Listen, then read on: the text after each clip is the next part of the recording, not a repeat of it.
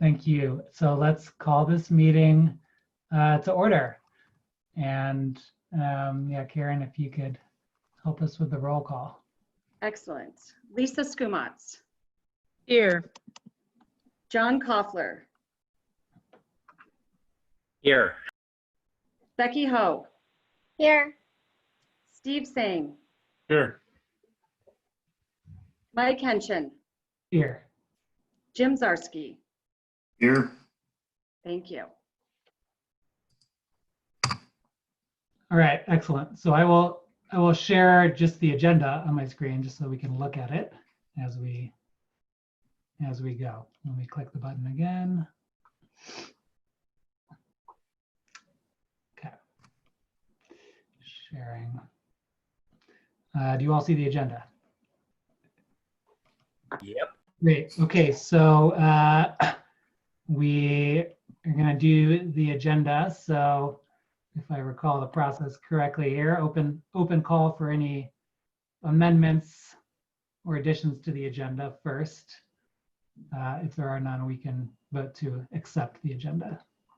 The only thing I wanted to ask, I don't know if this requires updating the agenda, so that's why I didn't respond to those emails earlier today, is you guys asked, my action item from last week was from last month was to reach out to CAPS regarding improvements to the center median on Rock Creek Parkway, artwork kind of stuff. And then Karen, I know you were looking into the Dura route stuff on replacing the landscape, but I think you said that couldn't happen today's meeting. So just that whole general theme, I didn't know if we need to have a line item to give a quick update on where we're at with CAPS and Dura route or not. If you just want to make a proposal to add that in new business and updates, then everyone can vote on it. Okay, sure. I guess I'll make a proposal to give an update, a status update on looking into, basically what's involved with replacing the grass along the center median of Rock Creek Parkway with something else. It's low maintenance, no maintenance. Okay, I second the motion to add that in new business. Everyone in, how should we vote over video? Should we? Aye. We do thumbs up here? Yeah. Thumbs up, any opposed? Okay, excellent. Yeah, perfect. So unanimously accepted. So that'll be, we'll do that in 5D. Take a note. Any other amendments to the agenda?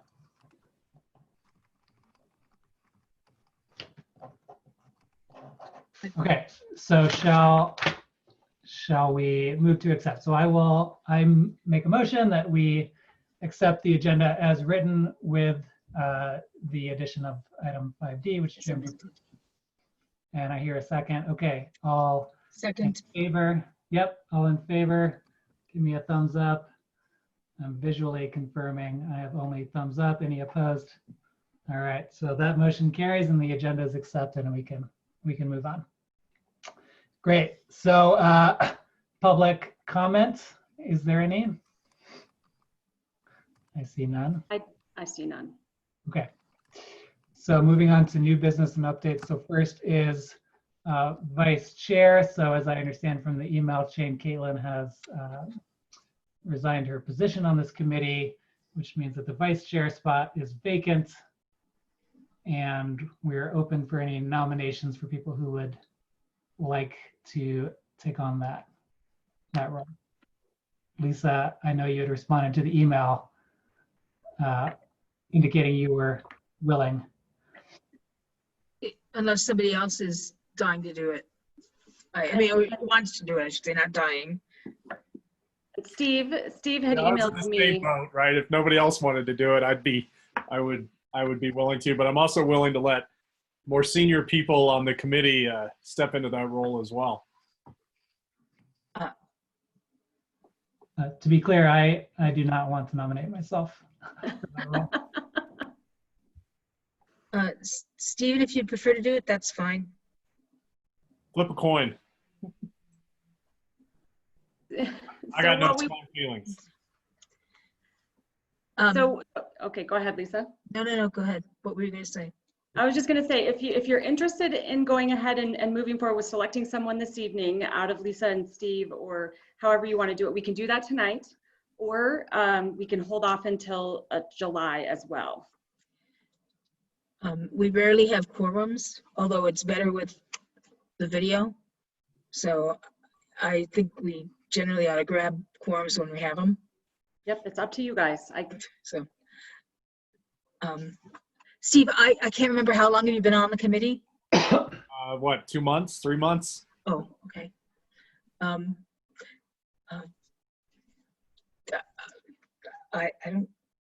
don't, if you're interested, then, you know, I'm happy to have people grab new energy and sort of learn from the chair, and that's fine. That's fine. Feel free. I can withdraw my name. Okay, all right. I guess I will, I'll step up. So we would just need an overall vote if everyone is okay voting on Steve to be the vice chair. Okay, so as the facilitator then, I will ask us all to vote. Everyone in favor? Give me a thumb. Let's see, I've seen all the members issue their thumbs up. Is anyone? All right. Okay, one out, no. Anyone opposed? Okay. So we have unanimous support. Perfect, thank you. Congrats, Steve. Yeah, better go update the business card. Yeah. Okay. Well, I'll continue to facilitate today. Excellent. So our next item is the Press Master Plan review. So Mike, will you take it away? Sure. Good evening, folks. My name is Mike Svetz. I'm a principal with Pros Consulting, but also a recovering Parks and Recreation director. I did have the opportunity to be a Parks and Recreation director in Charlottesville, Virginia, where the University of Virginia is, and probably one of the biggest connections or takeaways from my tenure there was the fact that we ended up going through an environmental management system process in which we developed an ISO 14001 certified program to manage all of our Parks and Recreation operations through that lens.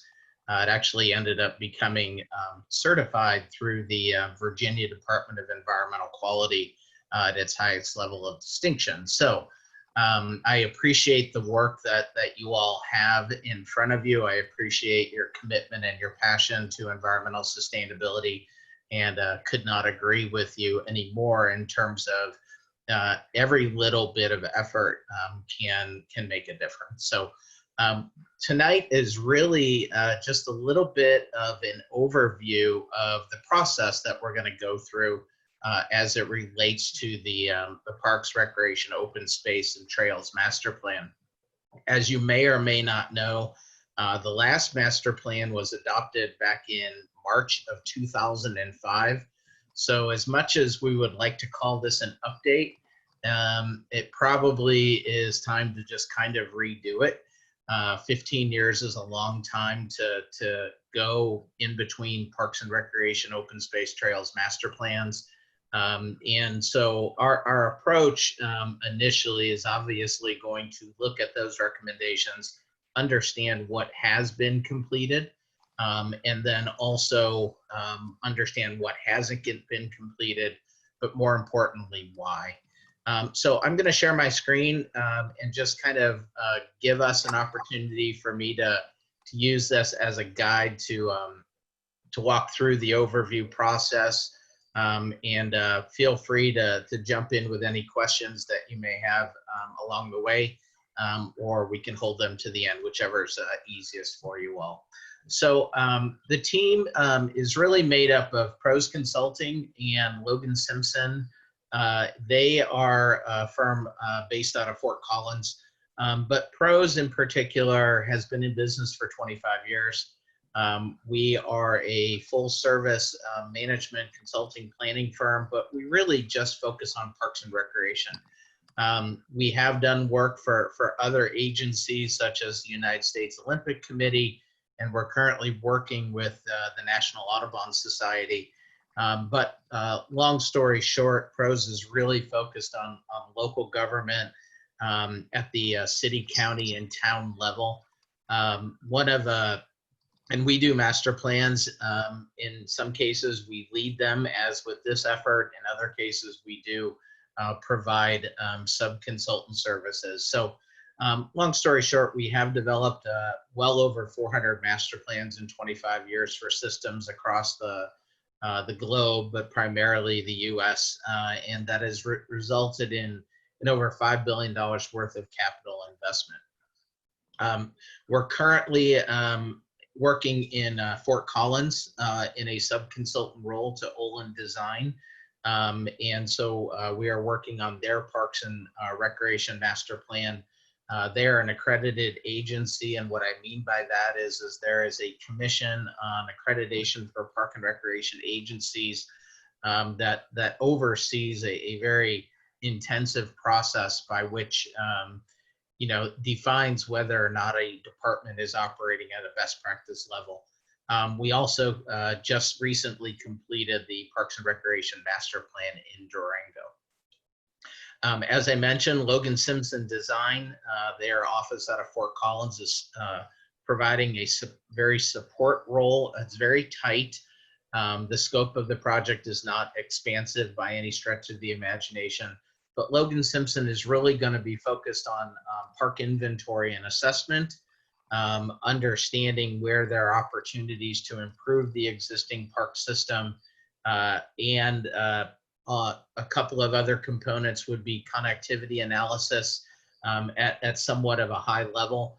And then lastly, doing a couple of high-level conceptual designs for either parks that have yet to be developed or potentially parks such as your pool sites, where there might be opportunities to improve those in the future.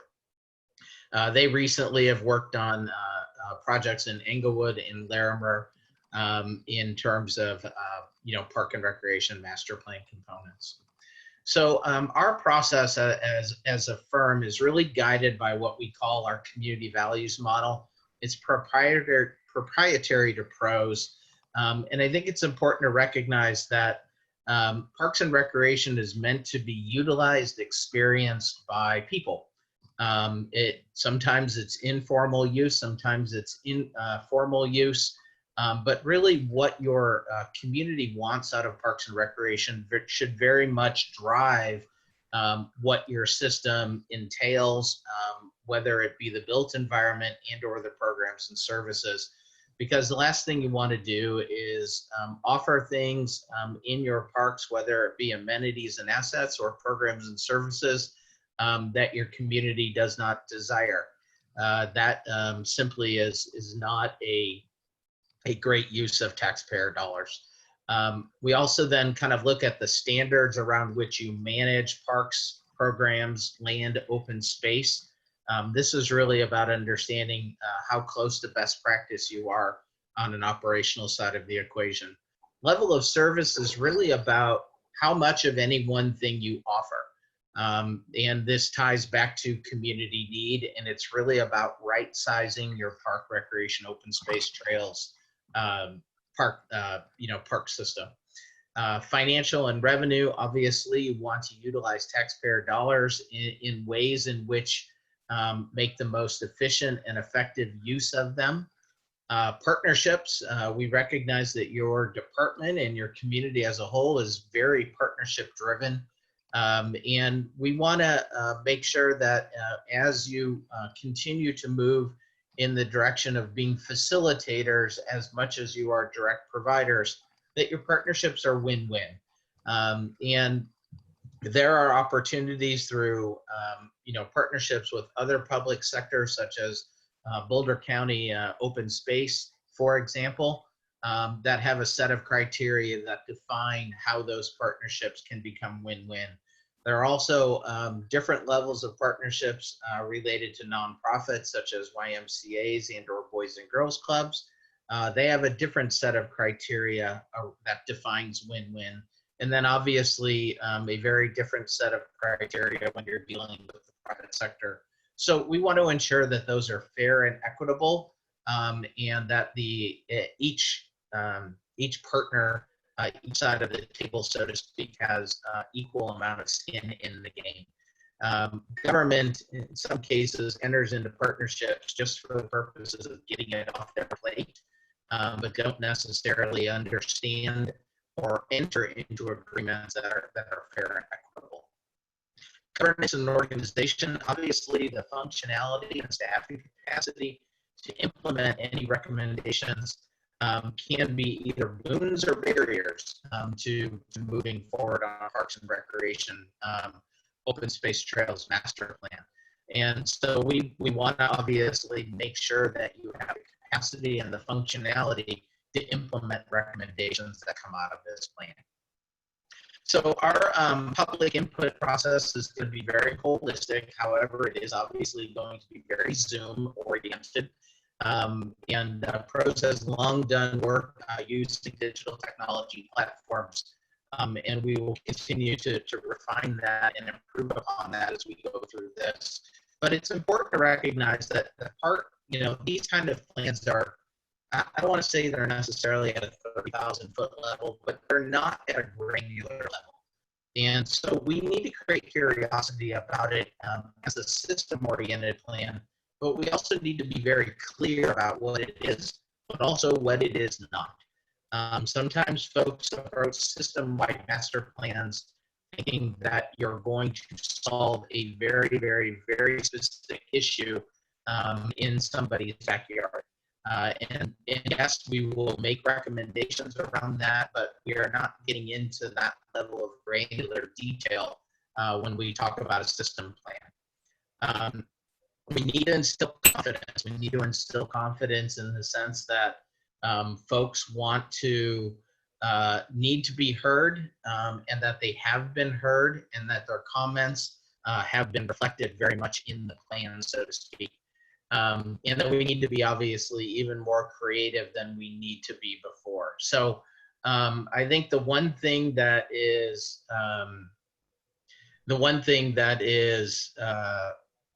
important to recognize is that we need to very much understand that the community is at the center of this entire process. So one of the things that we need to understand when we go into talking about with the community is that the community typically falls into 4 buckets. One bucket is simply aware users, and these are the folks that are aware of what the town of Superior offers, and they're users of the system. There are also folks that are not necessarily concerned with who is providing the program services, parks, amenities, but they are users. These are folks that we need to ensure that at the end of the day, that they become aware of the fact that the town of Superior is providing those program services, parks, trails, and open space. At the bottom, we have aware non-users. So these are the folks that are aware of what you do, but they're not using it. And one of the components is obviously to find out why they're not using it. Are there specific barriers, or are there specific things within the Parks and Recreation system that are not offered that would appeal to them? And then, of course, there are those folks that have their head in the sand, and or just don't have the capability around which to provide the to engage Michael, in the system. Sorry to interrupt Yeah. you. I want to make you aware that your the audio is coming through poorly for many of us. I'm not sure if there's much you can do on your end, but it's All right. Well, hold on. It's hard to hear you. Okay, hold on 1 second. Let me.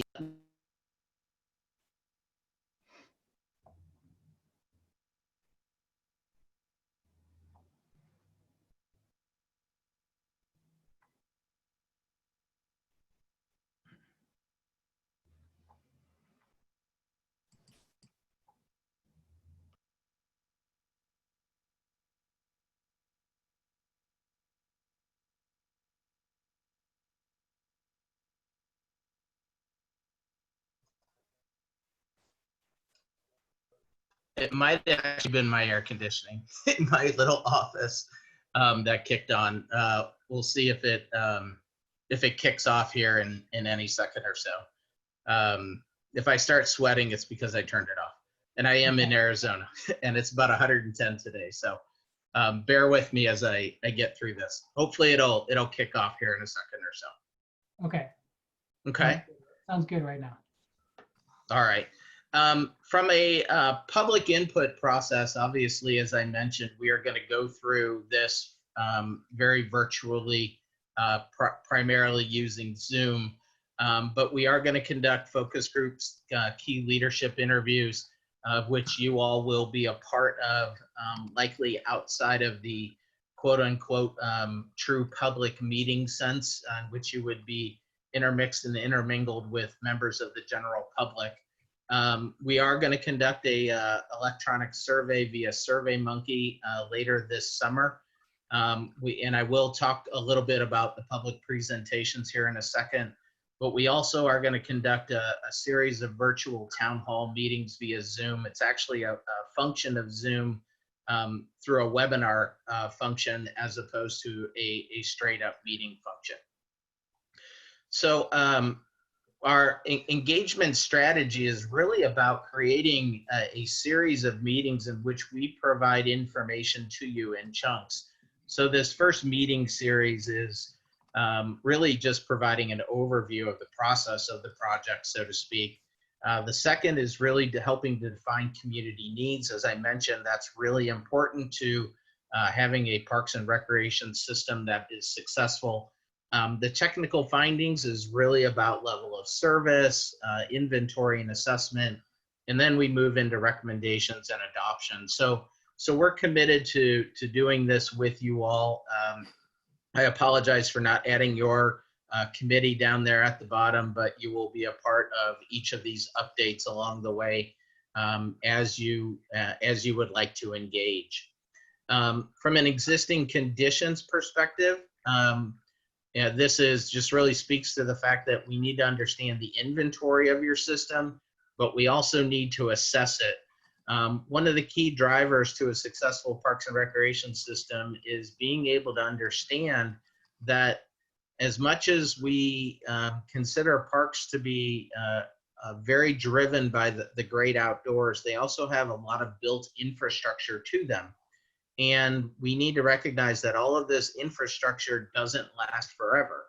If you kick the can down the road in terms of replacing things and or updating things and making them safe and clean and in repair, they have a tendency to go unused. And so we really need to help define the asset conditions of all of the inventory in your system and get an understanding of what that replacement value looks like over the next 5 to 10 years. Program assessment, we recognize that you are a major facilitator of programs. The core of what you directly provide to your community is through aquatics. But as I mentioned as part of the partnership conversation, we need to ensure that your partners are doing a great job of providing quality performances, quality events, quality programs, because at the end of the day, the public doesn't necessarily care who the provider is. They're looking for quality. And if your name is on it, then you either get the credit or you get the blame. That's just kind of how it works when you're a local government entity in a Parks and Recreation open space department. So as I mentioned, we need to define through this process community needs. The next screen is not a reflection, obviously, on your community needs, but I can tell you what we are going to do is create a set of priorities around these. Not necessarily a 1 through 20 or a 1 through 25, but understand what's high, medium, and low. And what high simply means is that the community finds it important, they find it needed, but they also have a high level of unmet need, whether it be for programs and or facilities and amenities. And so typically anything that kind of falls into the high category if you do have additional dollars and or resources, this is where you're going to want to focus your future investments on. Medium kind of takes it a step back a little bit, and you are a little bit more strategic about that level of investment. Things that fall on the low end of the spectrum are the things that if you're doing them currently, you're going to continue to do them at the level in which they're currently provided. If you are not doing them, it simply means that your community doesn't see a lot of value in these kind of offerings, and therefore then you would not necessarily use taxpayer dollars to try something new that falls into the low category. We will define this for you as part of the next set of meeting series when we speak to the public engagement kind of key findings. And then level of service standards. We will do this for park acreage based on park types, but also amenities as well. But there are a lot of things that go into defining level of service. Community need is certainly one of them. What your current level of service is to define whether or not you're already in a position of meeting community need. Current inventory and its condition ratings, especially, we're not exactly sure where the economy is going to go. I know that Superior is very well set from a community's perspective, from a financial, through a financial lens. But one of the things that we always have to weigh is the need to take care of what you already have versus constructing anything that's new. And it always makes sense, and typically the community asks you to take care of what you already have before you expand upon anything.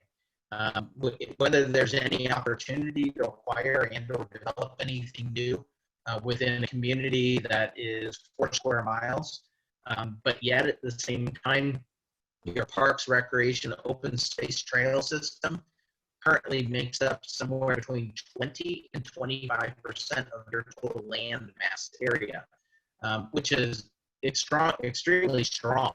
And you all should be exceptionally proud of that. And then, of course, participation rates and financial and environmental sustainability are all key variables that will help define level of service. As I mentioned, we will do this and we'll start to define kind of where your needs are now and where your needs in the future regarding the built environment associated with your parks and recreation, open space, and trail system.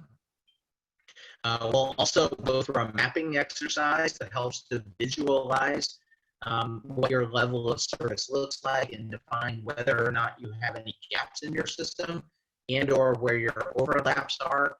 Obviously, you can't put parks everywhere, but at the end of the day, we want to make sure that your community has access to them and where there are opportunities potentially to improve access. As I mentioned, Logan Simpson is also going to be conducting a connectivity analysis, conversations primarily between Boulder County Open Space and the town to take a look at where you're currently at from a connectivity perspective and either affirm the direction that you are heading and or offer any potential additional insights in terms of prioritization associated with connectivity. And then, of course, all of this can't be done without understanding the resources that are necessary. I think a key driver that really helps make our plans very realistic as opposed to aspirational is the fact that we root them within what we call a total cost of ownership financial plan. So it's one thing to build something. It's one thing to have the one-time dollars to operate or build or construct anything new or acquire new land or build new trails. But it's another thing to have the dollars and cents necessary to manage and maintain it. Because we recognize, as I mentioned, everything has a life cycle.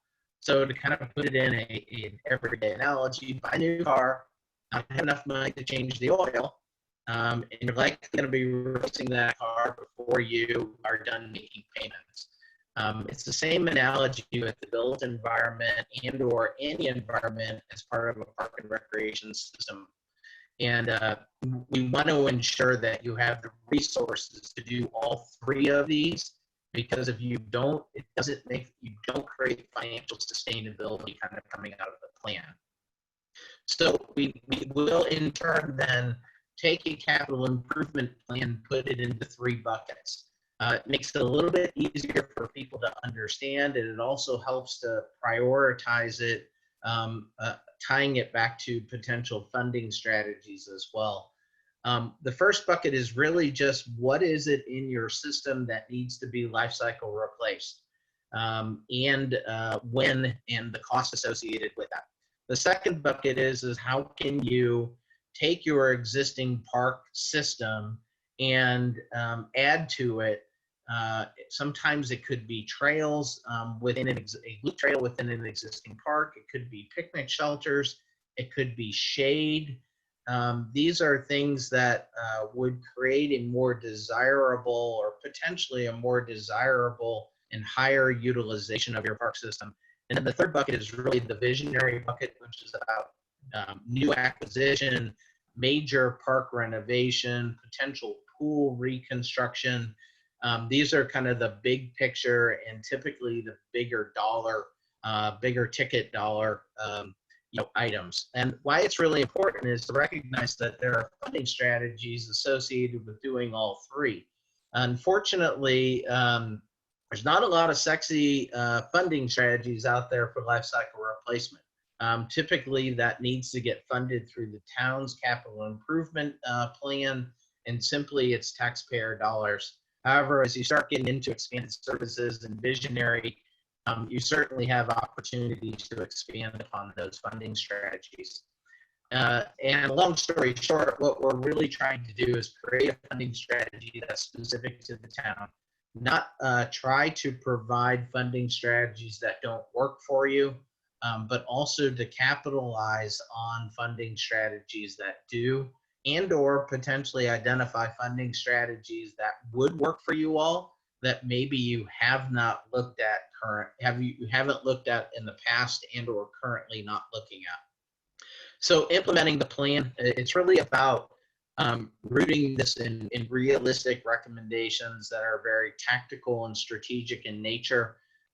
This is not just what you would see in your comprehensive plan, which is typically a chapter or goal, and then a policy statement associated with this. This will take it a step further and ensure that we understand what the real tactics and actions are, the prioritization of what this looks like, and how do you know whether or not you've accomplished it. We certainly need to align this with your 2012 comprehensive plan, both the first chapter as well as the environmental sustainability chapter. One thing that we do have to take into consideration is your comprehensive plan is from 2012. And so there is, I believe, tentatively on the docket for 2021, an update to your comprehensive plan. Either way, if you are going to do a comprehensive plan within the next 3 years, this plan actually has an opportunity to feed into that comprehensive plan. And look at it and say, are there policy statements within your comp plan that are still valid? And or is there something within your comp plan that needs to be amended? Or are we going to potentially add to it? So this plan actually has an opportunity to tee up a 3 chapters within your comprehensive plan update that you might be going through within the next couple of years. So the timing is actually really good. We can try and create alignment with your existing plan while at the same time setting you up for such that you can update very easily certain chapters of your comp plan based on very current data and information.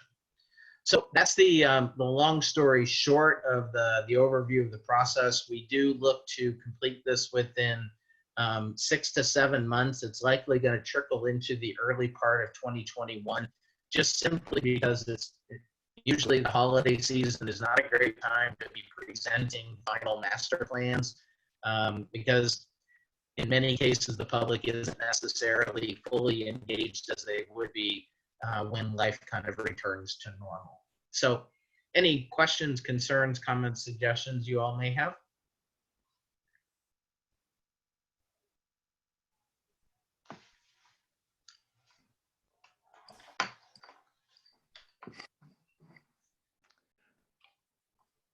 I don't think so. Yeah, I can't think of any questions. Yeah, probably have more questions once we see the product. Thanks for including us. Oh, you're very welcome. So as I mentioned, we will be back probably the first go around in terms of meeting series 2 will be sometime in August or September, depending upon how the community engagement goes over the next couple of months. You know, and we're going to do our very best to engage as many people in the process as we can, given the certain limitations that we're facing based on the pandemic at this point.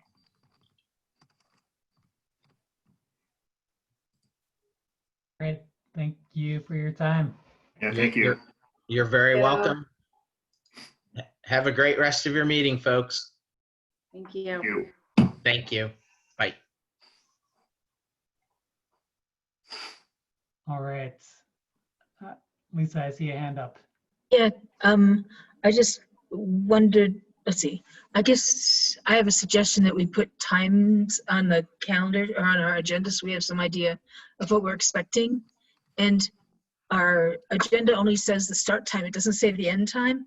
I thought these were meant to be around an hour, but we have a boatload of stuff to do yet. It looks like an impossible agenda. I've told my husband I'm going to run at least 15 minutes late, but any idea where we are in this agenda and what we're expecting? And this is nobody's fault. It's just way too much for that time. Way. Yeah. Well, I see we have quite a few things left. Can we maybe do the things that need votes or need feedback first? We definitely don't need to do anything with the grant thing. That's the next thing.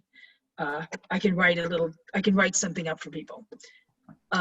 We have to get to the stuff that Martin's doing, right? Because we need to talk about the trash stuff, right?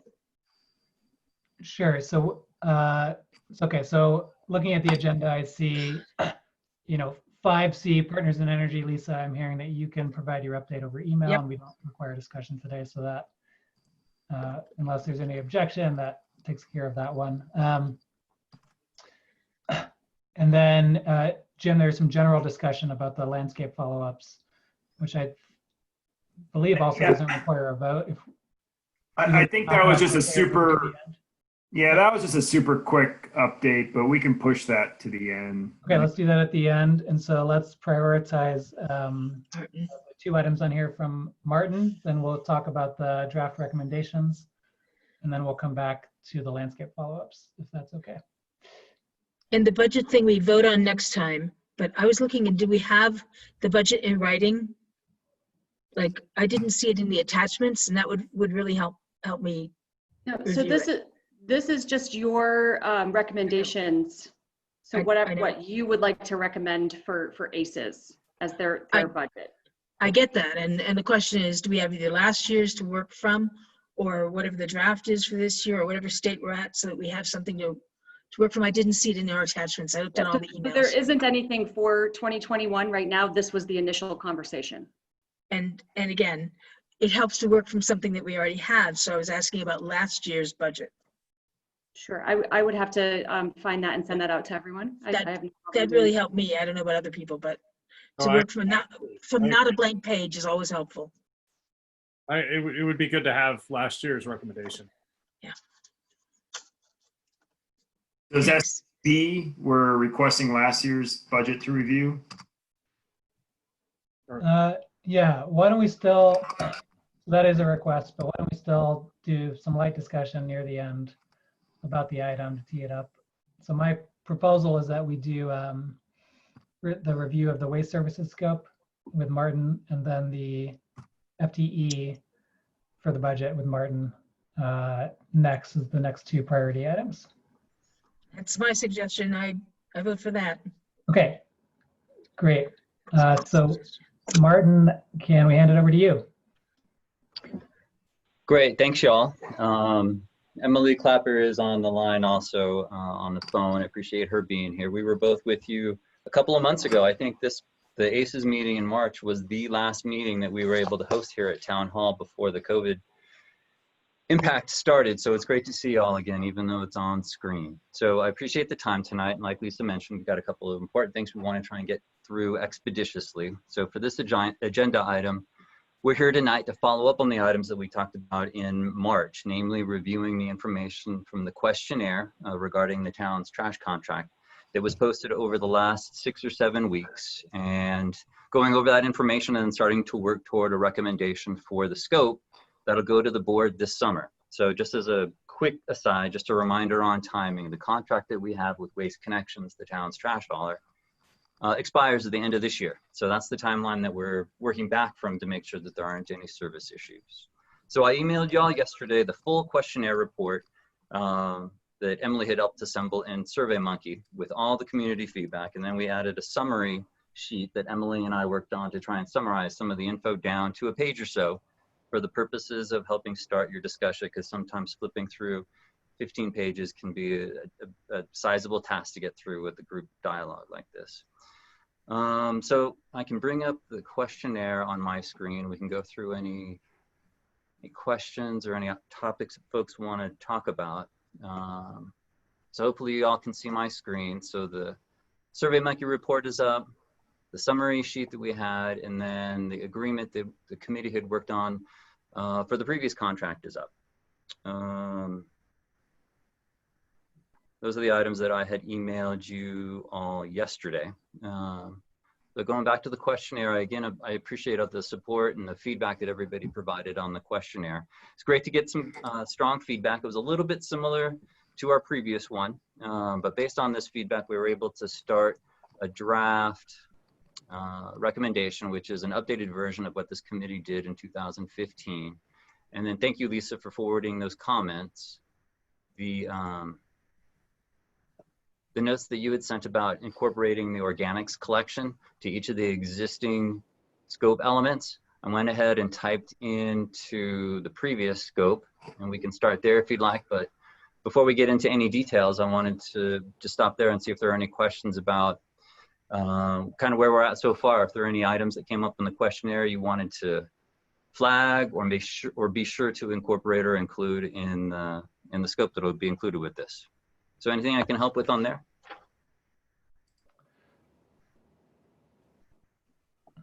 I do have one question about that. I didn't see tons of it, but I saw a little bit of commentary about people not 100% satisfied with the customer service from the current contractor. And I just wanted to make sure that somewhere in the scoring mechanism, we have a way to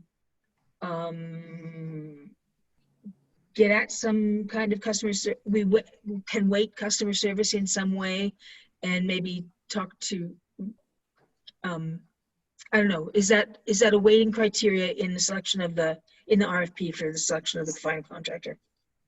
Yeah, if you'll remember, so Lisa, just a quick aside on that. The last time we did this in 2015, we went through a detailed proposal review process, and included in that was a substantial check on references from previous customers and current customers and what their experience was, both in terms of service and customer support. So there's definitely an element of this. Thank you. I was happy to see that it looked like there was 2/3 support for choice of size, 85% support for pay as you throw, paying for different sizes differently, 59% support for organics, not wanting less frequent trash, and wanting organics was kind of interesting. And 74% positive for clean energy trucks. Those seem like the key findings out of the survey, just trying to keep things quick. And to me, that meant that we should definitely stick in here the option for organics, as I wrote. that we can't just say, hey, pay as you throw. You need to give some range for price, or otherwise, seriously, if they can, they'll kind of minimize that price difference because it's the least hassle, least risk, and it will not be worth the administrative headache. So somewhere in the 50 to 80% range, maybe going as low as 40, but somewhere in 40, 50% for double the service seems like it would be appropriate to me to put in here. And finally, I think we should ask for them to say how much more the service would be, more or less the service would be if we made them use clean energy trucks. So in a convenient way of maybe mind melding, I tried to capture those items that you had emailed earlier that you're touching on now, Lisa, in the I just didn't know if draft everybody had a scope. chance to email it or read it. I only wrote an hour ago, so. That's okay. I had a few minutes while the previous presenter was I meant the going committee. over the information on the Yeah. Coast Master Plan. So Yeah. Lisa, you touched on a couple of things. The organics interest was real strong. So I guess in the summary sheet, I'd highlight for the group that there wasn't really a bell curve. There was folks that were really interested in organics, and then some that were really unsupportive of that, which was an interesting note. But yes, by and large, everybody was, or the 2/3 were interested in that. So touching on the things that Lisa just went through, I tried to highlight in the draft scope, just revising the previous one to incorporate the items that Lisa mentioned as a starting point. So the town's current service scope has weekly 96 gallon trash cart service and bi-weekly recycling. So the B option here would be the exact same. And then as you saw in Lisa's email, adding a bi-weekly organics pickup. And then the second option with differently sized carts. And as we talked a little bit about in March, when you introduce a service provider like this, requiring them to provide a range of different supplies, it typically will increase the cost. And that was our experience when we did this 5 years ago. But that was like you saw in the comments, there are a number of residents who are very interested in having an alternative to having the one size fits all cart. So in the new item D, it has the exact same configuration with weekly trash, with an individual choice for what size cart, with bi-weekly recycling, and then adding the net new item here is the bi-weekly 96 organic service. And then Lisa, you talked about pay as you throw. This is not always, y'all are familiar with this, but sometimes going over this in the minute detail and helping folks get their head around this is a little tough. So for the sake of the scope discussion, I just added, I added an introduction here that replaces the pay as you throw notion, Lisa, and then I wrote in here minimum 40% price differential for each doubling of the cart size. So if I understood you correctly, for each incremental size increase, whether that's 32 to 64 to 96, to have at least a 40%, but ideally at least a 50% price increase for each incremental. No, for doubling the service volume. So you don't go double from 64 to 96. That's why I gave you the dollar differences, so you could understand that it's for double the service, not for the next cart up. Doubling the volume. Okay, so I guess in my mind, like, is the industry standard not 32 and 64 and 96? Am I missing something there? Is, but, be doubling the volume? You said double. You said double 40% more for the next cart size, and that's what I'm saying is not correct. It's 40% more for double the volume, which is doubled between 32 and 64, but is not doubled between 64 and 96. That's what I was trying to correct. Yeah, so from 64 to 96, you would accept. Look at the email I sent. Yeah. Yes, I did. I printed it out to make sure I could try and find a way to capture that, Lisa. So you just say 40% more for double the volume. Period. Okay, so they know what you're talking about. If they don't, they don't deserve to be bidding. Yeah. I feel like I understand where you're coming from, Lisa. Tell me the verbiage that would make sense to insert here. 40% or 50% more for double the volume of service. So doubling a volume of carts. Of service. All right, so let me just capture that on screen here.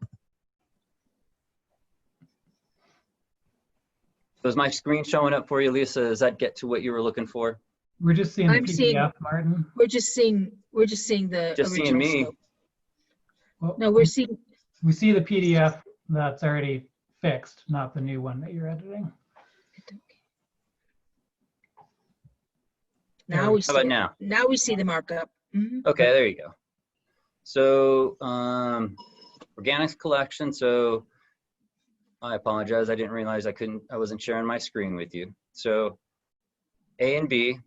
B is like I described, the town's current level of service introducing organics. And then D is the former B, which was cart size of cart choice plus organics.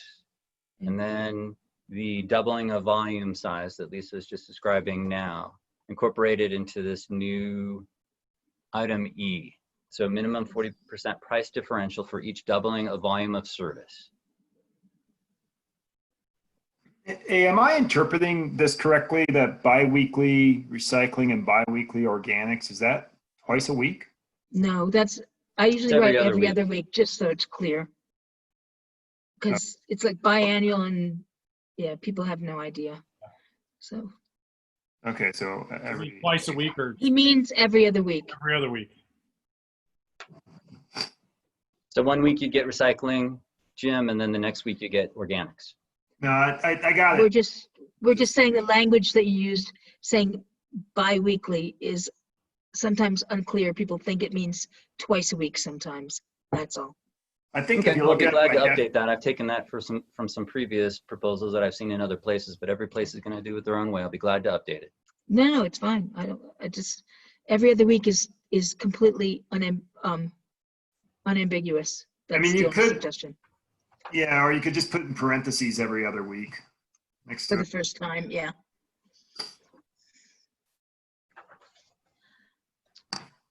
So, so Lisa, if you think I've captured that right in the sense that it's the doubling of volume, and then Yeah. the items 3 and 4 here under previous alt items, if the compost or the organic service is added up here to the 2 primary fixed price items plus the doubling of volume service. So the 3 service increments, it's now incorporated to have And organics. I would ditch the second one. That should just be based on, no, go down. The second one at the bottom. The Second one at options. the bottom. All right, so biweekly recycling with 296. People should Gallon just be able cart to per request a resident? second. If people want to request a second one, I think that should be embedded, and you should require it to be embedded in the price. I don't think that you should charge for a second recycling cart. I think it's gonna be so uncommon that it shouldn't be an extra fee. I think this was an item that the committee, a member or two of the committee 5 years ago was really interested in, but I'd be glad to delete it now.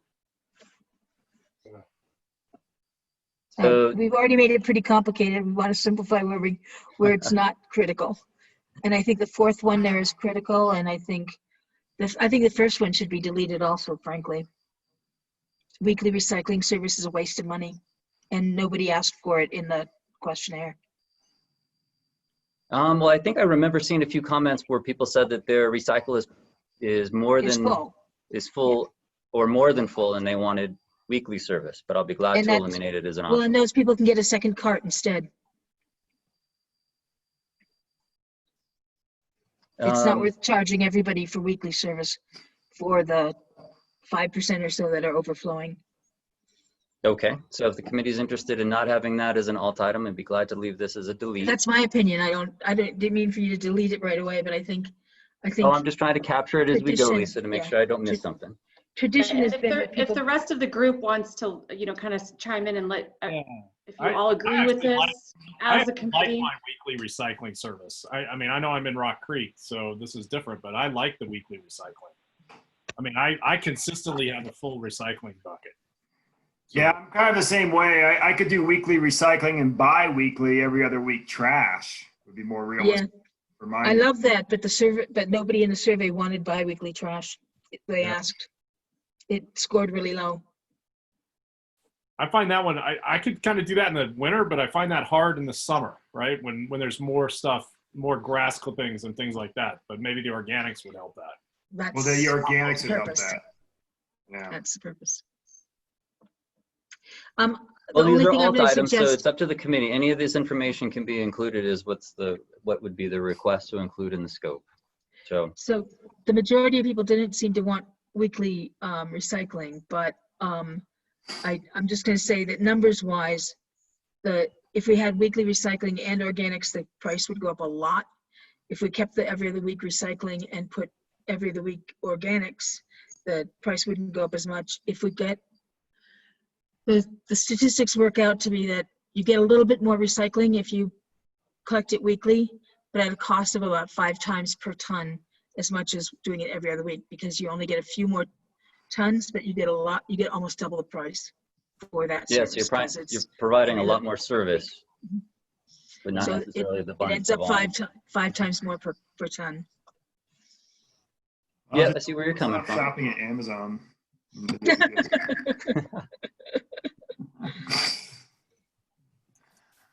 So we've got the alt items listed here. So if we eliminate weekly recycling service, and then the notion of biweekly is embedded in the agreement, and if somebody wishes to purchase an extra cart, it would be on them. And then the third alt item from before is now eliminated because the organics service is now embedded in the scope. Then the last item is the net new item that the committee is very interested in, which is understanding the cost difference for clean energy powered trucks versus diesel or traditionally powered trucks. Yeah. Everybody liked that. Everybody was like a that. strong I would encourage specifically identifying electric trucks. I mean, as Lisa mentioned last time, natural gas trucks are more common out there than electric trucks. And if we just say clean energy trucks, we're leaving it ambiguous, and a respondent may provide natural gas only, and they may not even acknowledge the existence of electric. If we want them to respond about electric trucks, then we have to probably ask specifically. Otherwise, they may not respond. And so you don't want, I mean, you wouldn't accept CNG trucks? Or I I'm just think asking. maybe what we could put here is clean energy powered trucks, like parentheses, like electric preferred or something like that. You know, give them the option. If they want to say electric trucks, we can't do that, but we could do gas, and they're able to respond that way. I do want to at least signal a preference for electric because they're emissions free. Sounds like a way to go. Yeah. On the when you were running through those options, Martin, you said people should have to purchase an extra recycling container, and that's not what I meant. I meant that the hauler should be willing to provide a second recycling container upon request. I think a very small number of people will be requesting it, and I think that should be a required service. Required that it's done free of charge? Yep. Okay. I know it's a different world now, and that recycling isn't sort of free anymore, or you don't get money for it, but I still think the number of people who would request it are small, and we don't want to discourage, we don't want the barrier of any barriers associated with more recycling from a sustainability committee point of view. Would we be okay with a one-time deposit fee or something like that? I mean, I don't know how these things actually work, but I think what you're saying is you don't want a monthly increase for a second container, but would we be okay with a small one-time? Or a barrier to more recycling, isn't that? I think our mandate is to try to get more recycling. Get rid of those barriers, yeah. Yeah, and so there's already a barrier in having to request a second cart, but that's less than having to leave a deposit or pay a monthly fee or right. Blah blah blah. So, but that's just my opinion. And Karen, I'm not trying to dominate or anything. I'm just, trying to leave space for everybody. So I added a new alt item here, Lisa. So requiring provision of a second recycling cart without charge. Well, yeah, I think, but that's not something that I'd consider an option. I would just put that in the sort of basic things like they have to provide a truck, they have to provide containers, they have to provide, clean up, they have to leave it clean. I mean, and they can't have leaking trucks and all that. Seems to me it's sort of one of those sorts of things. Not and so it should be part of the base bid and not an alt item. Yeah. Yes. They have to provide carts that still roll and fix them when they're broken. I really think it's one of those things. Okay.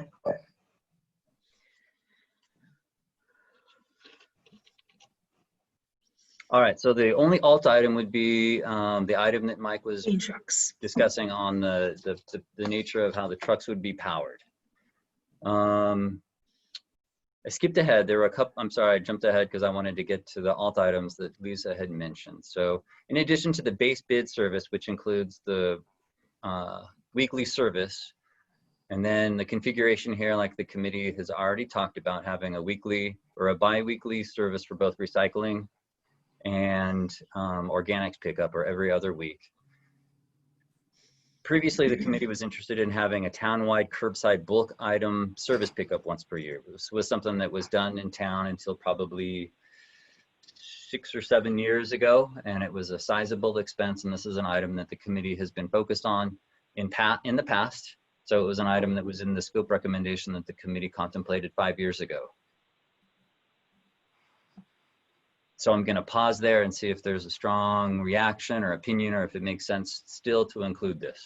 See where y'all are at. I'm going to pause for others to talk first. I don't have a strong opinion. Seems like a reasonable thing, but if there's a high cost, then maybe not worth it. But I don't. Is that like an on-call thing, Martin, where you call and say, hey, I have a water heater or something? Well, that's the, so yeah, Jim, like you're familiar with, Waste Connections provides this service now. If you call, they will show up at your house and for a small fee, take away the water heater, the jacuzzi, the bunk bed that you've taken apart, and take it away on an appointment basis. But for several years, as part of the town's previous trash contract, there was 1 day a year when anybody could put stuff outside, and it ended up being substantially abused by some folks who are in town, and it turned into a very expensive project. Ended up being a budget cut about 6 or 7 years ago. And at first, my recollection is that there were a number of people who feel like they missed it and they wanted it to come back. But I probably talked to maybe 1 or 2 people a month for maybe the first 6 or 8 months, the year after it was eliminated, and that date had passed. It was always in the spring. And once folks understood that if they're interested in this, that Waste Connections provides that as part of their subscription service as a fee for service, they kind of waned. And I haven't gotten a call about this probably in a year or 2. Slice it. Yeah, I kind of think It's anti-recycling. It's anti-recycling. Yeah, it's cut. Well, good. It sounds like we've got a strong consensus on that one. And then the one remaining item that was net new that we haven't gone over yet.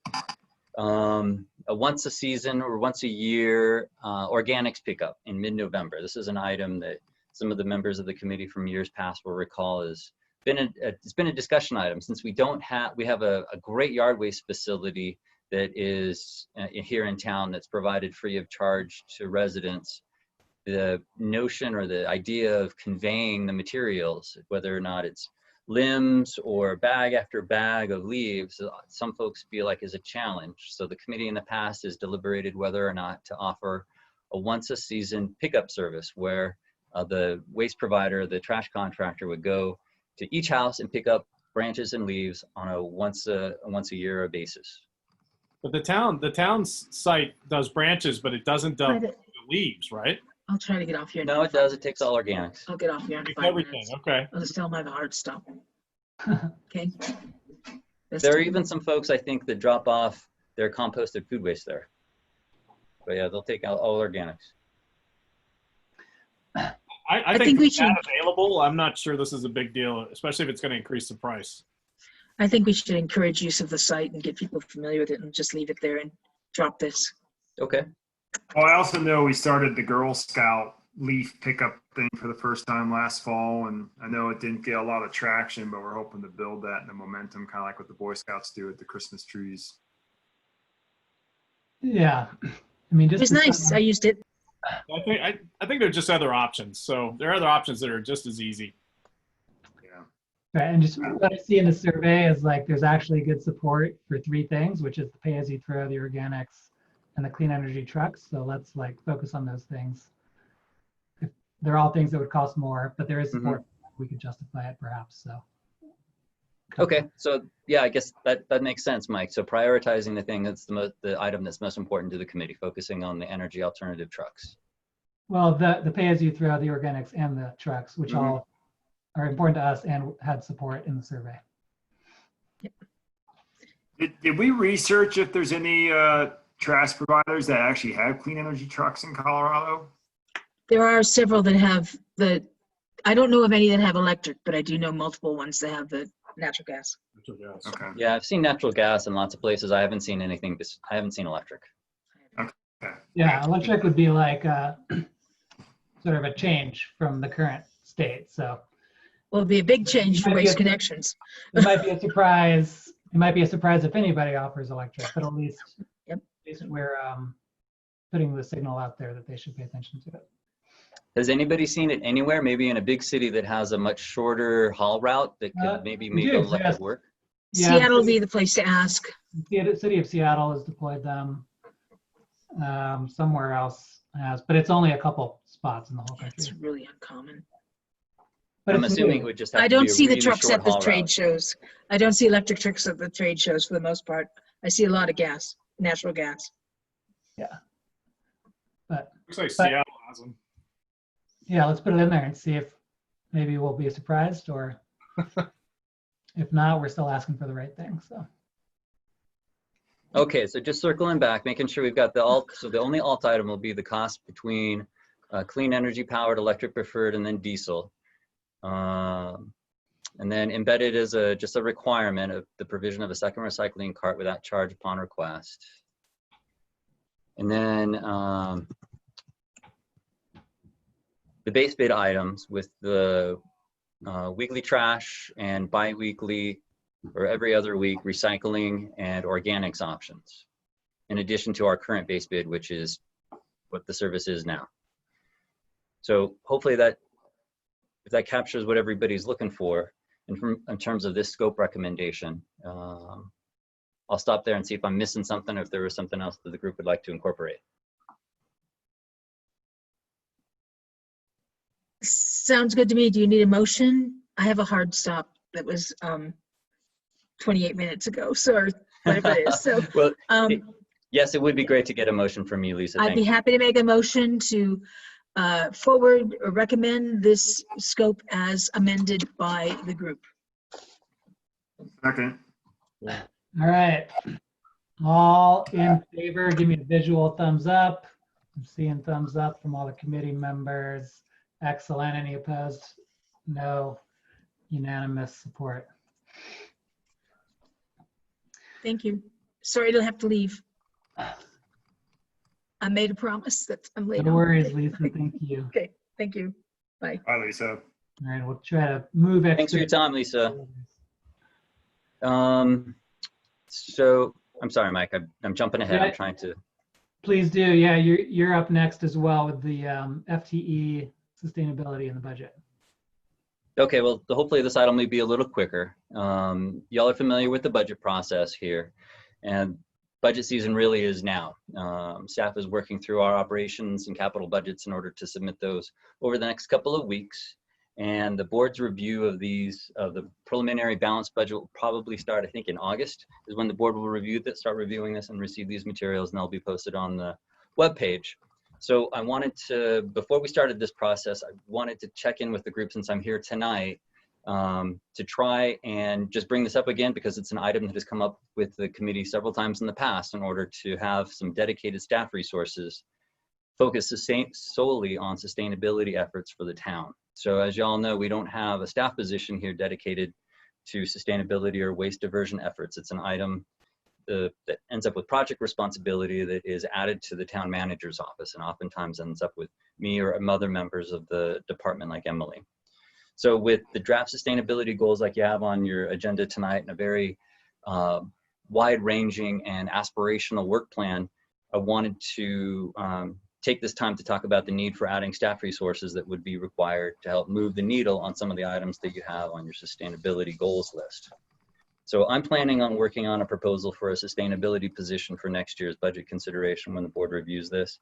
And like years past, I'd like to confirm that the committee would like to make a recommendation to add this position. So I can go over some additional details, or I'll stop there and see if there's any questions, or I can ramble on about what might make sense, because I'm going to be working on this job description over the next couple of weeks.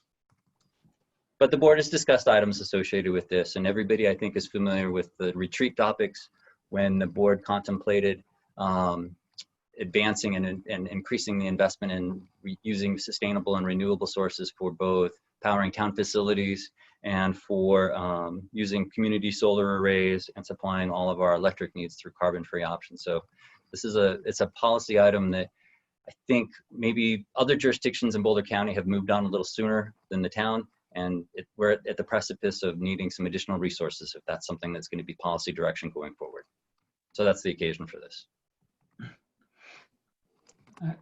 I agree, Martin, and I'm supportive, and I think if we pass big goals, it's going to be hard to achieve them without that staff capacity. You know, it might be easier. I don't know what your time frame is, but it might be easier to sort of draft a recommendation from us when we see a draft of your job description. I don't know if that makes sense.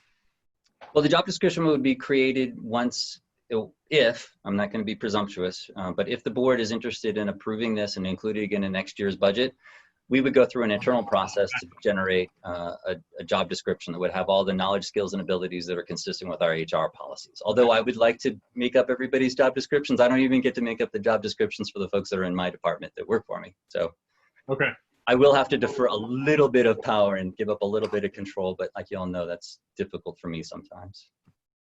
But Well, I appreciate the help. You were just working. You said you were working on a draft. I thought you said job description draft, but maybe it's just a draft of your proposal to the. Well, yeah, exactly. So I need to have a description of what the job responsibilities would be for us to go through an internal review process, and I get to put in what I think makes sense, and we'll hopefully go through our budget review process. So for the folks that are newer to the committee, we have an internal review process that includes the town manager, the finance director, and a couple of other staff members who spend a good couple of weeks to a couple of months going through everybody's operating and capital budgets. And part of that is a review of the FTE requests that are potentially being considered for future budgets.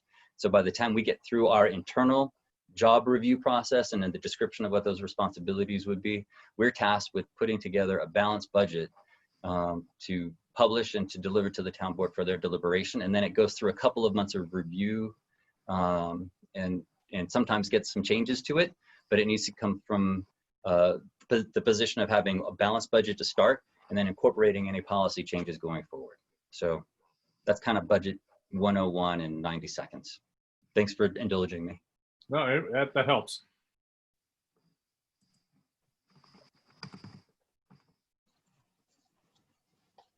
I mean, my assumption here is, as a committee, we would be supportive of more staff capacity to take on sustainability initiatives. I realize that I have a little bit of a captive audience here.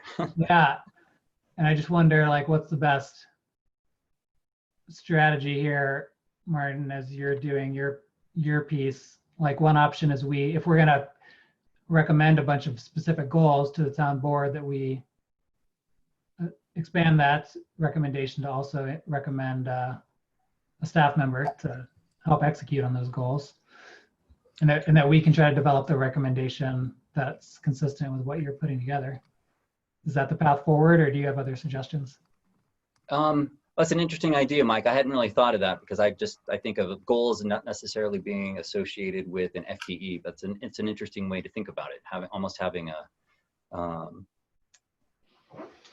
the idea of policy approval and associating a staffing requirement with it might be mixing and matching a little bit. Those are kind of apples and oranges. And I guess in my mind, there's already a number of sustainability efforts that could be taken on or enhanced here in town that would benefit from having a dedicated FTE, dedicated solely to sustainability efforts. But I understand the idea that if you do have a robust sustainability goal, that you're going to need to have some staff support for that. So I guess they go hand in hand, but I don't know that they're dependent. Sure. So perhaps, I mean, they could be separate recommendations, but they could each be a recommendation of this. Yes. Yeah, that would be my preference. So I guess if I got to wave a magic wand, I'd ask for you all to make a recommendation to add a full-time position dedicated to sustainability related functions and outreach for the town. And just spitballing, I don't know if the committee's interested in it, but if there were a second separate recommendation, if you guys feel the need to or desire to support the proposal that was talked about at the last board retreat related to making the town 100% sustainable from our energy consumption by a date certain, throwing additional projects out there just shows the need for an additional staff person that much more. So kind of adds fuel to the need fire. Mm-hmm. Just an idea. Yeah, that's a good point. Like Ken's mentioning, when I think at the last retreat, it was 2025 and 2030 for having a solar array, and then having all buildings that the town owns be sustainably powered. So, you know, again, like Ken's mentioning, having some flexible dates and having some targets to meet them and having the resources to get there is going to be the key.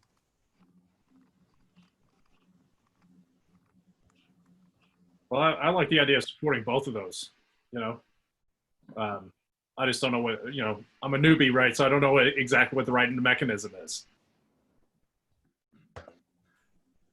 It's literally just we make a recommendation to the board to support and you could it doesn't.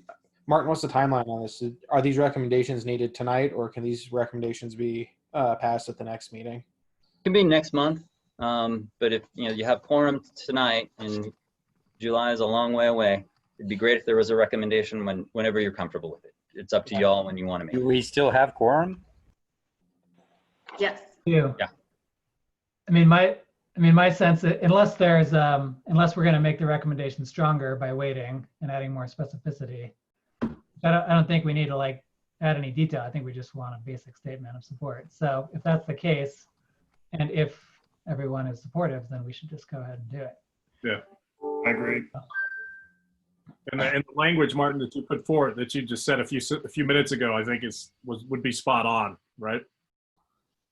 It's just a recommendation. It's up to the committee, but I just like to lob something up there for you to shoot at. It's always easier to hear something and then tweak it than make it up. Yep. And if Jim wants to make sure he captures the statement in the notes, that would be great.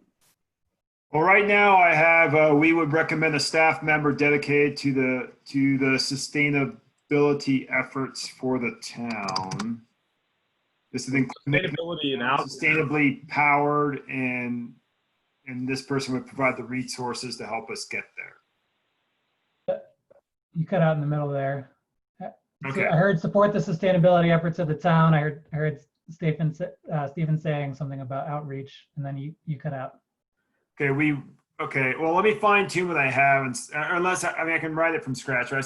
But let me state what I wrote. So we would recommend okay.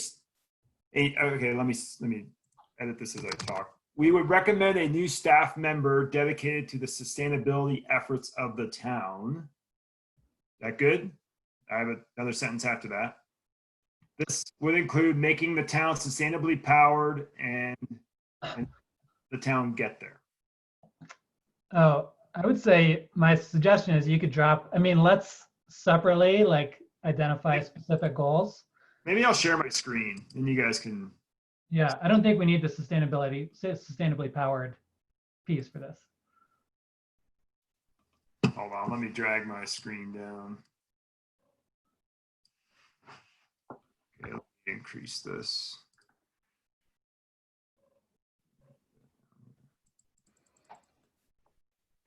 Okay, this is kind of, it's not perfect, but that's kind of. In a Windows Explorer window now. Oh, you're not seeing that. Okay, no, that's the problem. Okay, hold on, let me move it back to the other screen. Sorry, I got like 3 screens going here from work.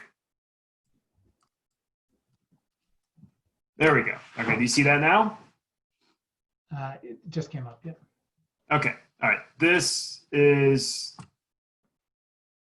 what I was building from, but feel free to.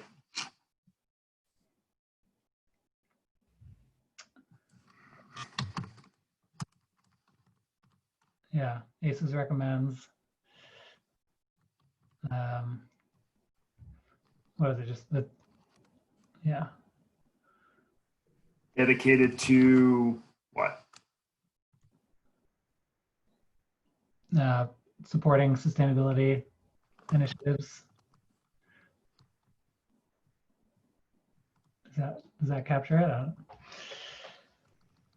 don't, Is that it? Just one sentence?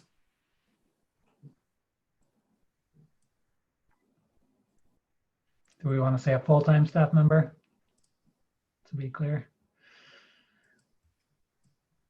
Well, Martin, you mentioned. Yeah, I'd appreciate that if you wouldn't mind including that, Okay. just to be specific. Okay.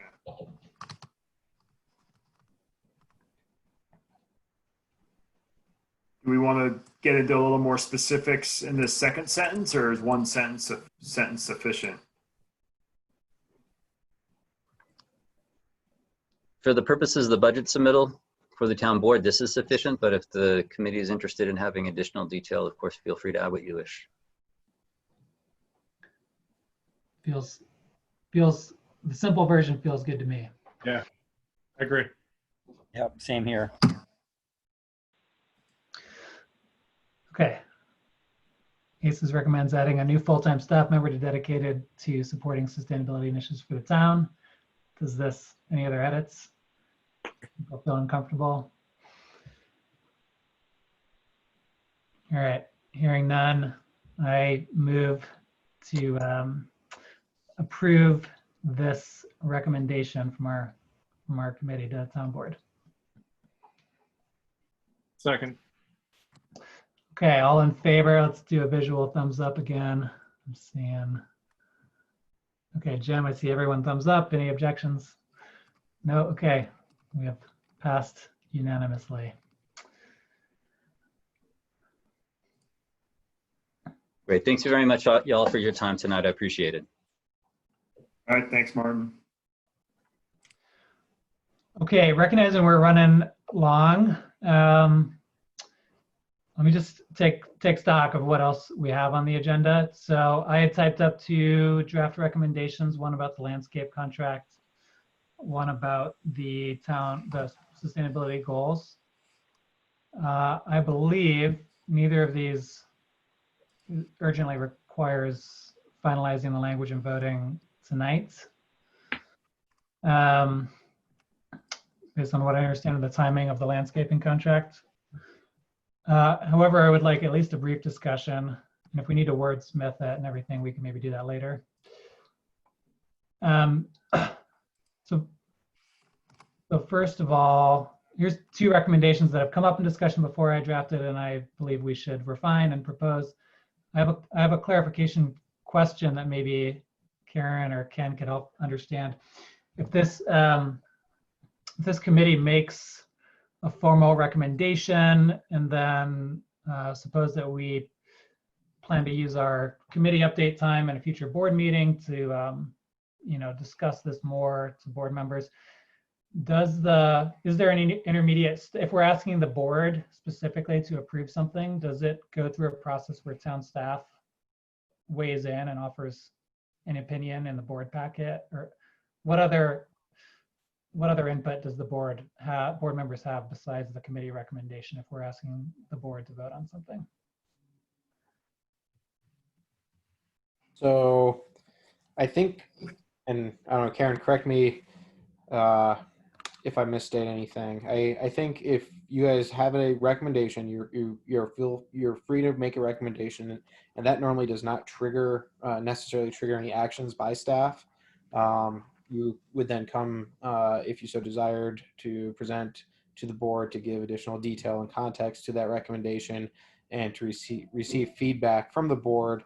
At that same point in time, if there's agreement from the board to move forward with any type of action you're recommending, then the board could give the thumbs up for staff to work on something. Or it could even be, okay, we appreciate that recommendation. Staff, we need additional action or something. Karen, does that capture it? Is there anything that I missed from your guys' side that you do that I'm not aware of. No, that's correct. And I was actually just going to point out in the advisory member handbook, we have the communication pathways. And basically it states that the advisory group gives the recommendation to the town board. The town board then deliberates and decides, and then a board makes a decision and gives direction to the town manager. And then the town manager takes it to staff. So it doesn't come directly from the town board to the staff. It goes through the our boss, who is the town manager. Okay, great. Yeah, and I asked just because I'm thinking of like what we should do in terms of like getting input from people before we ask the board to make a decision. And town staff's input could be useful in some of these. Well, okay, in that case, if everyone's okay with it, we could just talk about these briefly and I can offer some thoughts. On the landscaping contract RFP, similar to what we just talked about with the waste. I mean, my objective here is to encourage a shift towards emissions-free landscaping equipment, decrease the use of gasoline and other fuels that contribute to our air pollution. And that we would write something into a contract, at least write something into the RFP that would request the contractor to provide those options, just like we just did on the other contracts. And that we would also provide a recommendation to the town board to encourage or prefer those alternatives, even if they cost more. So that's my intention here behind what's drafted. Open to any feedback or discussion on those points. I can share my screen since the draft language is in the agenda. I mean, I scanned it and I don't have any issues with it. I mean, I think the big picture, like you said, is emissions free. I like the idea too. I mean, I also think, I don't know if I saw it in there, so I apologize if it's in there, but oh yeah, you do mention that. Yeah, the noise pollution part of it too, I think is a big thing to emphasize. How much money would we give not to wake up to a leaf blower at 7 o'clock in the morning? Are they restricted in any way on time? Because I see them out awful early. None that I'm aware of. Yeah, I don't actually know the answer to that. I think maybe 7 o'clock is a rule across town, but I don't honestly know if that applies to the town contractors. I've seemed to notice, and I don't know if this is a coincidence or not, that things tend to fire up on the weekends no earlier than 8 o'clock, but that's just my neighbors probably respecting the clock. Yeah. All right, we'll get out next door and start firing stuff up by your house at 7:30. Yeah, exactly. Okay, well, I mean, if people are supportive of this one, the landscape contract recommendation here, I mean, this one is written. Happy to take edits, but this one also could be more straightforward. We could, if people like it, we could vote to approve it and just send it on. And get it out there.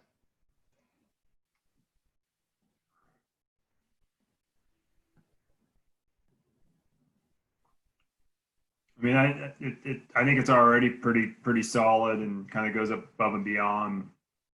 So, what's sort of the difference? Really, the difference between the first and second bullets? The bullets. Okay, yeah. So we recommend they include, okay, the first one is the request that the bidders provide the options. Oh yeah, so like, in the waste contract we just did, it just says, it's basically just asking the respondent to provide a price. Okay. I guess the second bullet is more of like a statement of preference. It just goes a little bit farther. Instead of just saying like, we're gonna see what the price is, like to explicitly just state, it's just really an indication of support, but that the RFP itself would express a preference.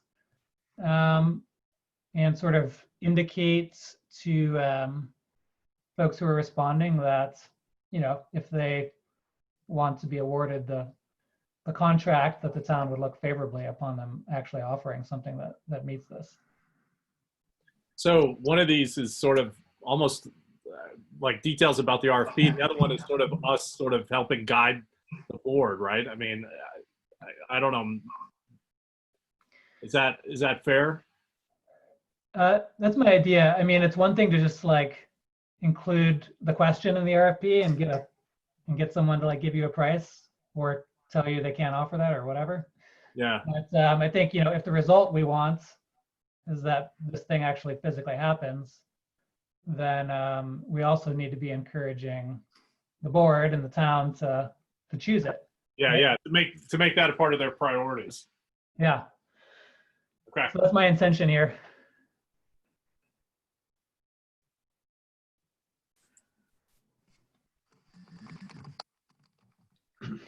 I'm okay with it as well. I guess the only other question I have is this sort of, are we sort of done here with that? I mean, are there other things including, fertilizers and pesticides and things like that we also want to include, or is that something completely different?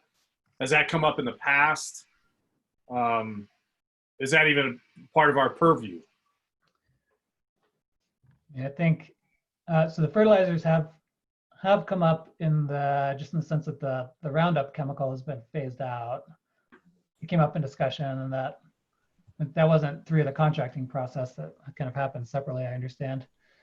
But, my sense, obviously, we can make any recommendation we choose to as a committee, and if we feel it touches on sustainability, we should. I guess here's a suggestion that we vote on this if we like it, and then if we want to make a second recommendation about the contract for other things, fertilizers, then we develop that between now and July. Okay. Does that work? Yeah. All right. So trying to move us along and hearing no objections to the content here, I will make a motion that we adopt this recommendation language, which is highlighted on screen, and make this recommendation to the town board. I'll second the motion. Okay, all in favor?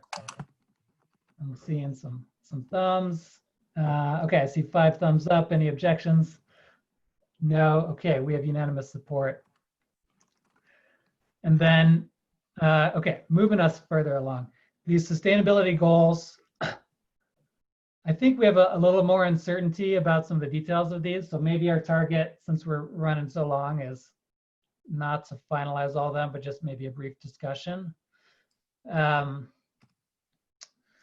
Lisa had provided some input in an email about what percentage to shoot for with the recoverable rates, which, she provided a bunch of figures, and I'm happy to sort of lean on her expertise there.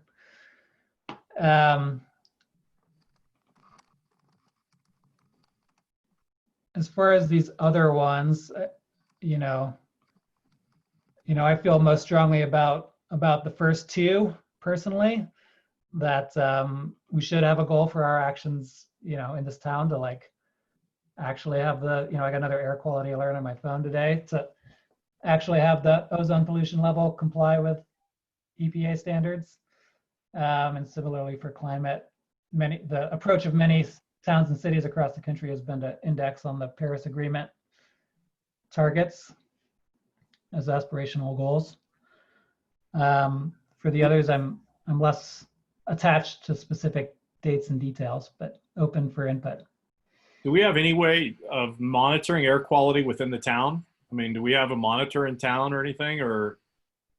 We don't. It's monitored by the state at sites which are not inside the town. There's one by Rocky Flats and one in Boulder. Those are the closest ones. Okay. But it is, ozone pollution is my understanding from light research is that it is, a regional issue. It's unlikely to be significantly different in the town than it is in Boulder or Rocky Flats. So those are pretty good proxies. It may be worthwhile if we have a staff member and budget and have this goal in mind to install more monitoring on the town's dime, or to ask the state to do that. But at the moment, it's not in town. Okay. But it is consistently in violation of the federal standards for at least a decade. Yeah. Decades, yeah. Yeah. Ozone is sort of tough here, right? I mean, just the geography doesn't do us any favors, right? Yeah, it doesn't do us any favors, but there are opportunities to reduce the contributions from the sources. So that whether that's like we just trucks, whether it's the oil and gas sites, whatever, and some of that the town can influence, and some of that is sort of in other communities. We don't have any oil and gas sites here, but the town could be an advocate. I mean, the town could, write a letter of support to some state proceeding. There's a bunch the town could try to do. Yeah. Including the electric maintenance equipment. Basically, anything that burns oil or gas is going to contribute to this. So trying to reduce that. Yeah, and the town has not stopped our efforts towards influencing the oil and gas proceedings at the state level either. We are still in tune to that, and as far as I know, our attorney who specializes in that is still keeping us in the loop, and will be notifying us when our voice is needed up at the state capitol. Yeah, great. And I would love, a value of having more specific goals is it gives us something to point to. But then in addition to that, the oil and gas regulations, there's all sorts of other climate focused proceedings at the Air Quality Control Commission that the town could take a stance on.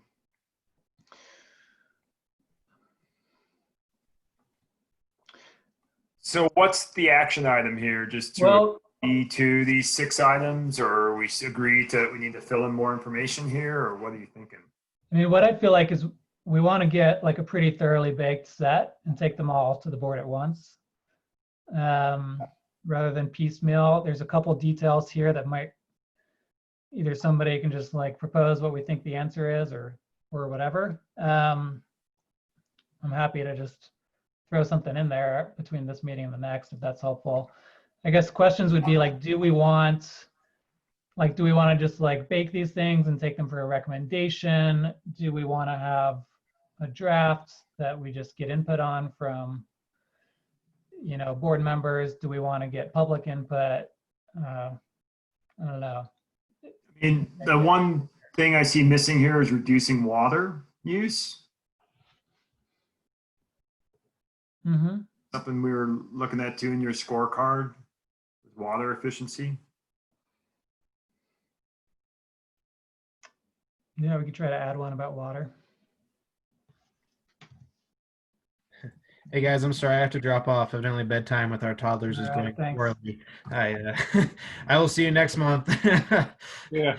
Have a good one. Thanks, Ken. All right. Yeah. So should I add I think bullet number 7?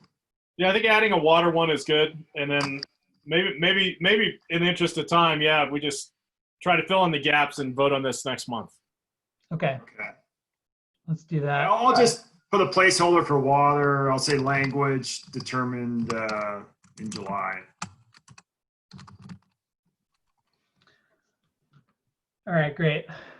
Well, since we're running out of steam a little bit, any other, the last 2 items on the agenda we haven't covered are the 2021 budget and other landscaping issues. I think, the opportunity is for us to make a specific proposal for something else in the budget next month. And so maybe the next step is just for people to think about that and propose anything over the email chain. I think it'd be great if we could just get a copy of last year's budget, and then we can kind of come to the table of, So what I can get you is the recommendation that you guys submitted. And then as far as the budget, it's listed on the town website. I can send it to you as well. But it is, there's a link on the town website that you can get to the town budget.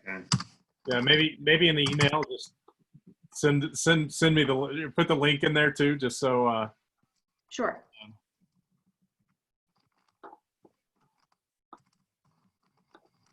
Okay, so we'll take those two items up next time, the specific goals and the budget.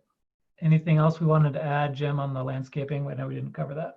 I think the only two things were basically, if you guys saw the reply that they gave me here, Debbie got back to me and said this Deanna Miller is the coordinator. So I don't know if we need to, is she, do you know, Karen, if she's on CAPS? Town staff. She's the staff liaison, just like me. Oh, okay. So then I guess I don't know what her reply means. Does that mean we need to talk to Deanna? Do we need to talk to Deanna and CAPS? Well, Dina is facilitating the master plan with CAPS. And so I think basically what she was saying is that Dina may have some ideas that CAPS would then, because it doesn't come from Dina because she's town staff. So she could give some ideas that maybe CAPS could then suggest, you know, but I mean, Dina just gives suggestions. Dina is town staff. So I guess, I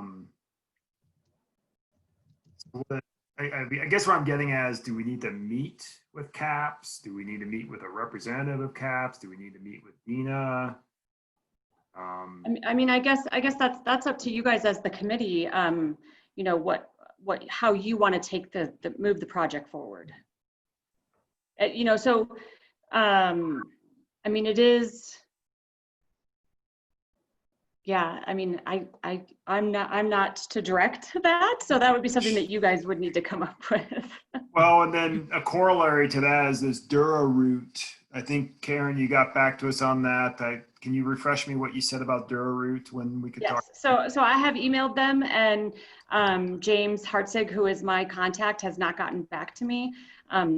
You know, I have the email out there. I can reach out to him via phone tomorrow or next week.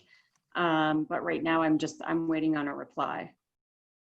So I guess to the rest of you guys, Dura Root is a landscaping consultant that could help provide guidance on removal of grass to a low, no. I did look through previous emails and previous information. I can resend it to the committee. Last year when Essie and I met with them, I forwarded their presentation and all of their info to the entire group. I found that email, so I'm more than willing to forward that to you guys again as well. Okay, sounds good.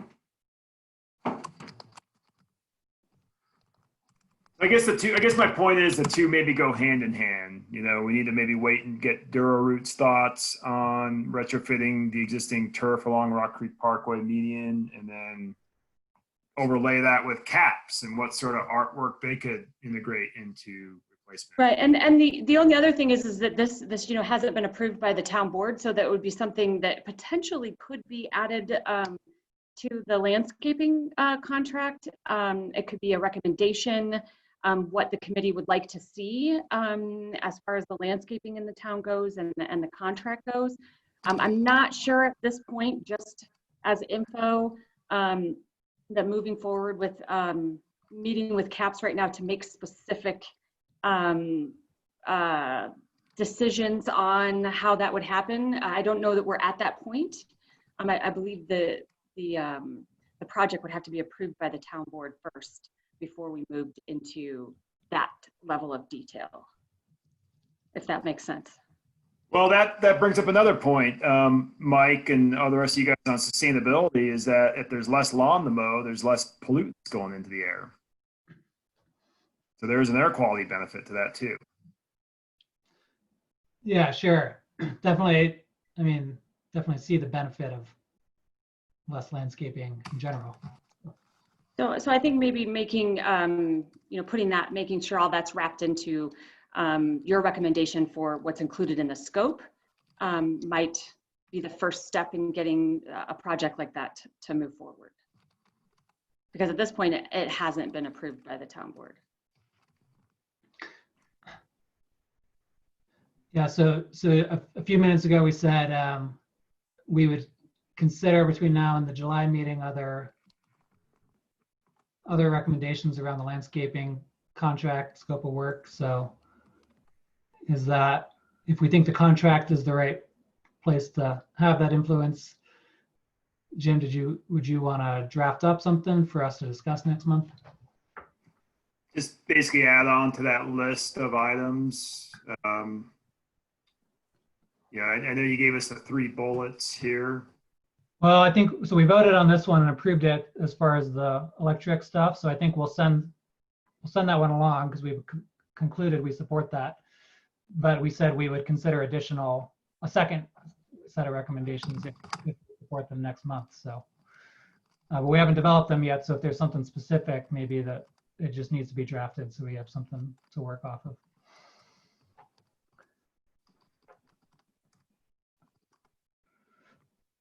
Okay. So just so I understand the order here correctly, what are the next steps around this whole thing? And kind of summary, Karen, of how you put things.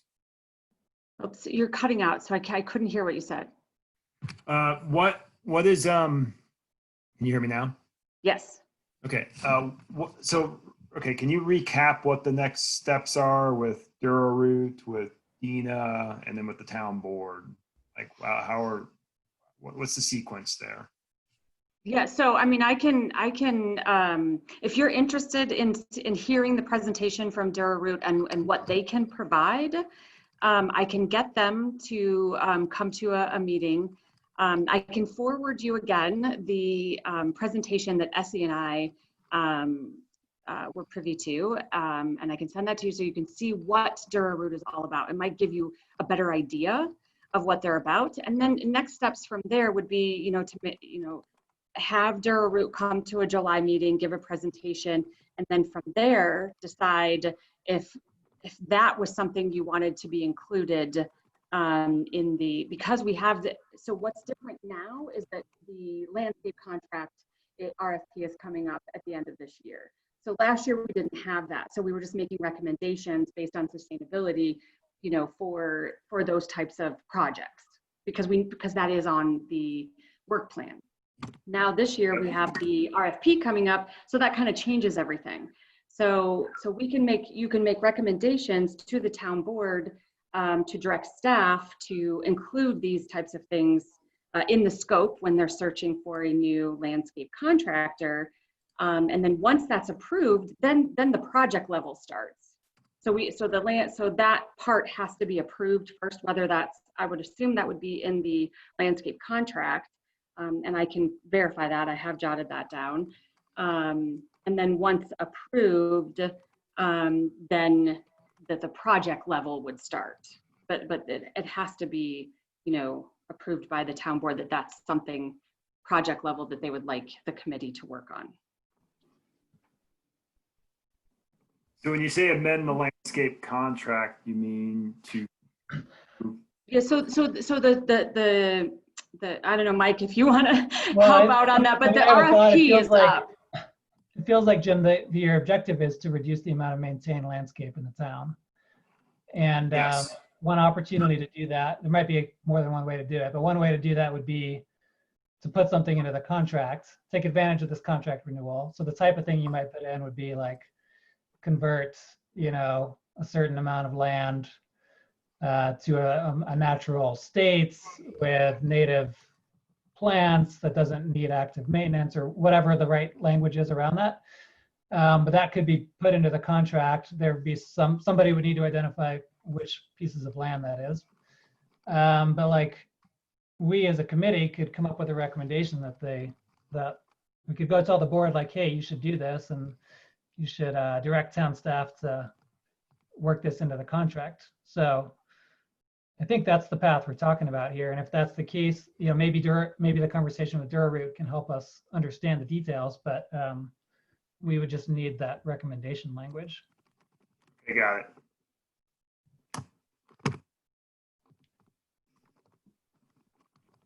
That's all I have. Okay, great. Jim, are you comfortable, like, since you've kind of been championing this issue, are you comfortable trying to put together the right language for us? Well, it sounded like we need to review the presentation from Durroot and then maybe have them come talk to us in July, or would it be too late to wait until they talk to us? Like, do these need to be parallel efforts here at this point? I don't believe it's too late, but more specificity sooner is always better. Yeah. Okay. Yeah, because the RFP won't go until, I believe it's October. Yeah, I think that's right. So there's plenty of time to put that together.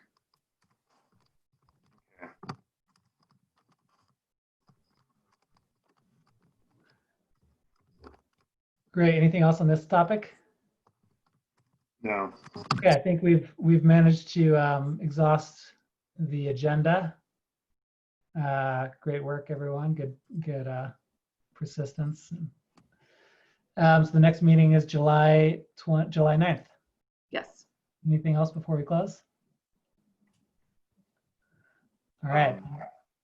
I just need to send Karen a 3-sentence summary or something here. Yeah, if you guys wanted to draft that together, or if Jim, you want to just write me something and send it to me. I just have to have it by 10 a.m. tomorrow morning. Okay, 10 a.m. Okay, I was going to ask you if I could do it by tomorrow morning. I might try and do it tonight then. So. Yep, and feel free to email notes whenever. And then what I do is I'll upload this video tomorrow, and then whenever we get the notes, we'll add that to it. Excellent. Okay. Thanks, everyone. Let's adjourn. All right. We are adjourned. 37. Thank you.